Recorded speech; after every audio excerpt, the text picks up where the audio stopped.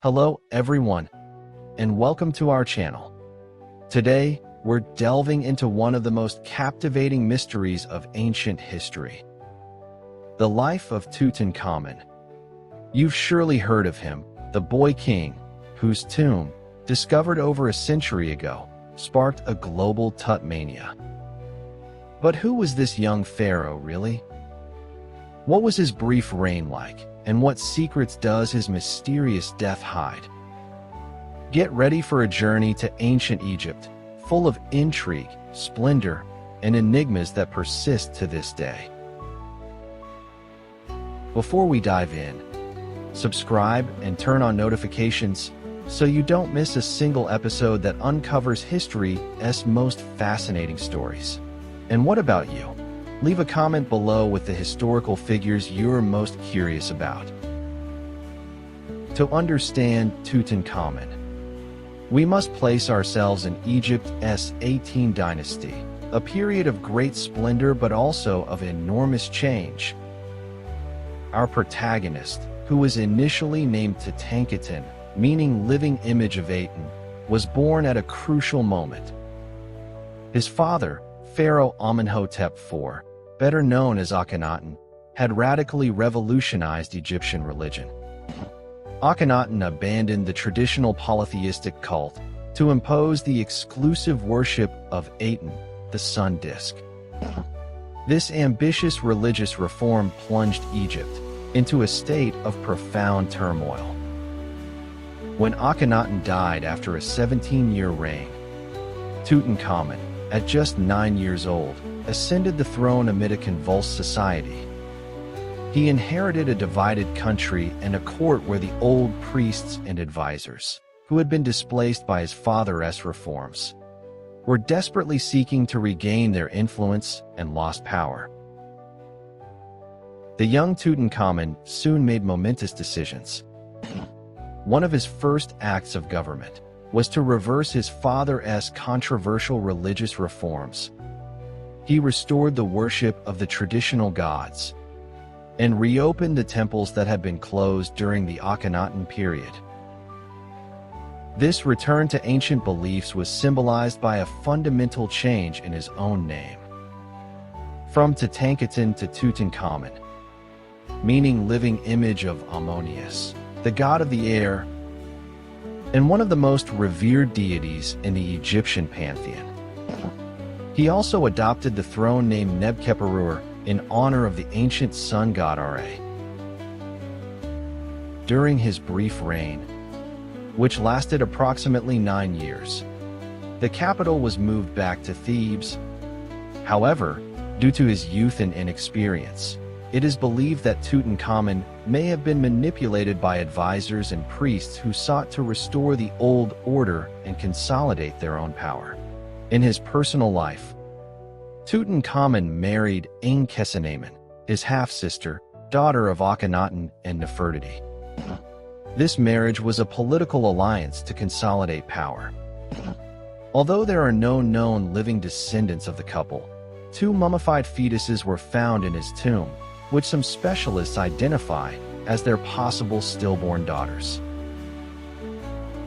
Tutankhamun's death, which occurred when he was still a teenager, around the age of 19, is one of the greatest mysteries of ancient Egypt. Historical records are scarce, and the circumstances of his passing have been the subject of intense debate and speculation. Initially, it was suggested that his death might have been from natural causes, perhaps an illness or a genetic disorder, considering the royal marriages between family members. In fact, medical analyses of his mummy have identified evidence of malaria and choler disease, which affects the bones. However, these discoveries are not conclusive about the direct cause of his death. Over time, more dramatic theories have emerged. The most debated is the possibility of regicide. That is, that Tutankhamun was assassinated for political reasons. A power vacuum after the young pharaoh's death could have benefited certain individuals in the court. Forensic analysis of his mummy has revealed critical findings. Advanced techniques such as X-rays and CT scans have detected a significant fracture at the base of his skull. This injury, consistent with a blow to the head, could suggest a violent end. Furthermore, there is evidence of a broken leg, which, while not necessarily fatal on its own, would have been serious and prone to infection in that era. These combined injuries suggest a pattern of trauma. The hurried and somewhat chaotic nature of his burial also raises questions. Normally, a pharaoh's burial was a meticulously planned affair, but the evidence suggests an unusual urgency in the preparations. Among the main suspects in a conspiracy are a high official who succeeded Tutankhamun as pharaoh. His rapid rise to power raises suspicions about his ambition. Hormheb, the commander of the army and eventual successor to I. His military power and ambition could have given him the means and motive to orchestrate the young pharaoh's death. Enkhsenamun, Tutankhamun's wife. Her actions after the pharaoh's death, such as seeking marital alliances with foreign powers, writing to the Hittite king, suggest she anticipated or even knew about her husband's imminent death to secure her position. The religious turmoil and political rivalries of the time created an environment ripe for such conspiracies. Although definitive proof remains elusive, scientific advancements and the analysis of archaeological findings continue to fuel this intriguing debate. In November 1922, British archaeologist Howard Carter and his patron, Lord Carnarvon, made one of the most celebrated archaeological finds in history.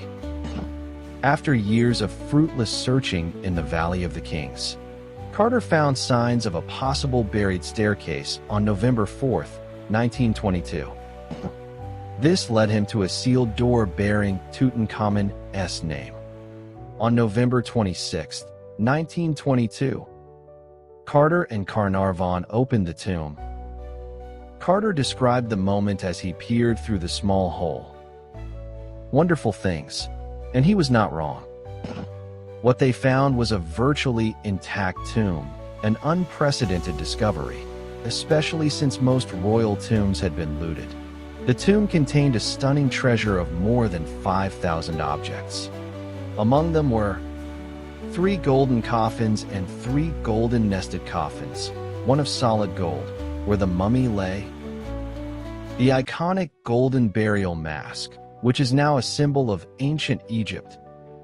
Numerous shabdas, funerary figurines. A fascinating head of the boy Pharaoh emerging from a lotus flower, a symbol of rebirth.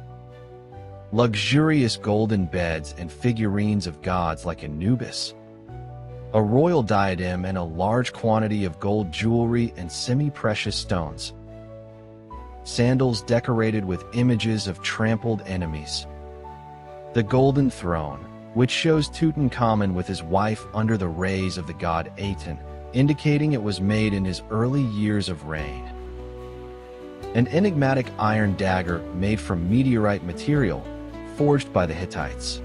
This discovery not only revealed the young pharaoh's wealth, but also offered an unprecedented glimpse into the new kingdom's funerary customs, art, and the daily life of Egyptian royalty, changing Egyptology forever.